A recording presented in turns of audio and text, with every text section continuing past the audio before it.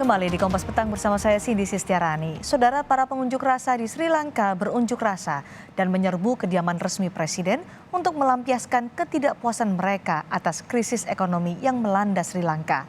Sementara Ketua Parlemen Sri Lanka menyebut Presiden Sri Lanka telah setuju mengundurkan diri.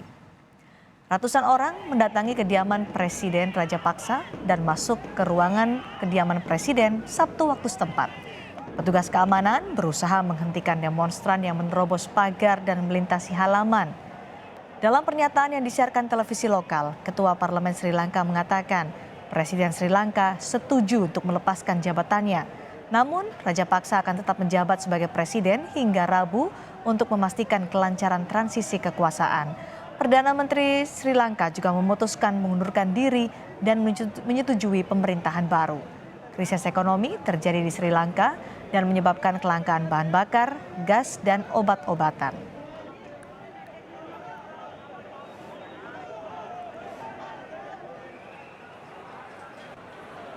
Meski sempat diadang petugas, massa tetap menerobos masuk istana presiden dan sang presiden terlebih dahulu kabur sebelum massa datang.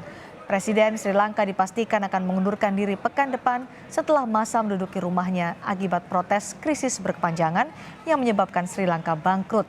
Presiden dikabarkan akan mundur 13 Juli 2022.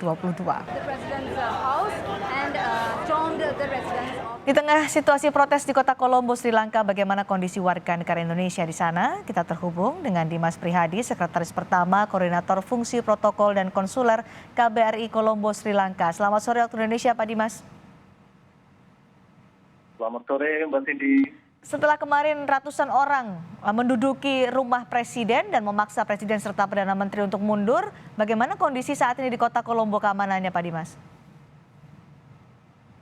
Baik, saat ini kondisi pasca besar-besaran sudah berangsur pulih, dan tapi memang masih terlihat massa yang di objek vital di Colombo itu menduduki lokasi. Di antaranya itu ada eksekutif, ada kantor Perdana Menteri dan kediaman Perdana Menteri.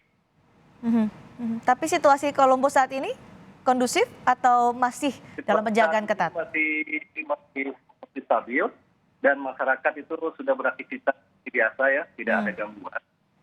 Memang beberapa aktivitas yang kami sebutkan itu masih masih berkumpul di sana, cuma tidak ada aktivitas yang membahayakan dan tidak berlangsung kondusif saat ini. Protes untuk meminta Presiden dan Perdana Menteri mundur ini kan karena ada krisis ekonomi yang menyebabkan Sri Lanka bangkrut. Bagaimana saat ini pasokan BBM, gas, kebutuhan makanan warga di sana, Pak Dimas? Ya, memang untuk pasokan BBM, pemerintah ini mengalami kendala dalam beberapa minggu terakhir. Terlihat di Colombo itu diwarnai oleh antrian panjang kendaraan di SPBU, antrian itu bisa sampai 4 km panjangnya. Ya. Cuma hari ini kami mendapatkan berita baik dari pemerintah dari informasi terbuka yang kami peroleh bahwa titik untuk bahan bakar telah tiba di Colombo hari ini, dan kedepannya jaminan ketersediaan bahan bakar itu akan mulai pulih kembali. Jadi sedang diupayakan untuk menormalkan kebutuhan logistik warga di sana. Masyarakat yang menduduki rumah Presiden meminta Presiden dan Perdana Menteri Sri Lanka mundur. Sudahkah ada kepastian bahwa Presiden dan Perdana Menteri benar-benar akan mundur dan memang itu yang diinginkan oleh rakyat Sri Lanka? Ya, memang sejak dimulainya demonstrasi di Sri Lanka ini, tujuan salah satunya adalah Presiden dari jabatan.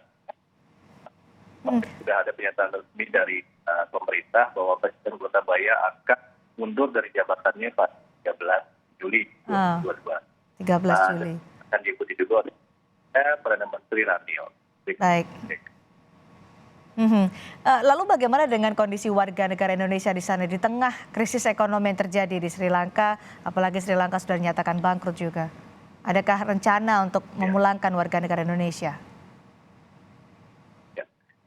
Mengenai kondisi WNI dapat kami sampaikan bahwa kondisi WNI saat ini masih dalam keadaan baik, positif, jadi semuanya termonitor dengan kami.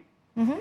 Bahkan sebelum sekarang kemarin kami sudah melangkah, misalnya ada mereka imbauan masyarakat untuk senantiasa waspada dan menjaga keamanan masing-masing di wilayahnya Mhm. dan aktif berkomunikasi dengan, bahkan mereka juga turut aktif Mbak untuk melaporkan ke kami mengenai situasi di wilayah masing, foto, video dan sebagainya.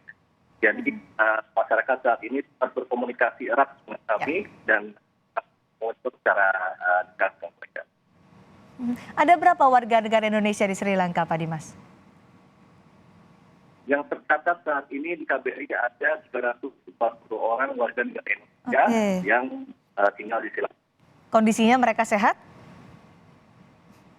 Kondisinya sehat, dalam keadaan baik, tidak ada Oke. yang terancam keselamatan jiwa. Belum ada rencana untuk memulangkan warga negara Indonesia di tengah kondisi krisis ekonomi yang saat ini melanda Sri Lanka, Pak Dimas? Terkait evakuasi memang saat ini kami belum memutuskan melakukan evakuasi karena kami sangat aktif melakukan pertemuan dengan masyarakat, dari masukan dari mereka terkait kondisi yang dialami warga negara kita bahwa mereka masih bersedia untuk tinggal di sini karena sebagian besar dari mereka itu adalah berstatus pekerja migran, Mbak Cindy.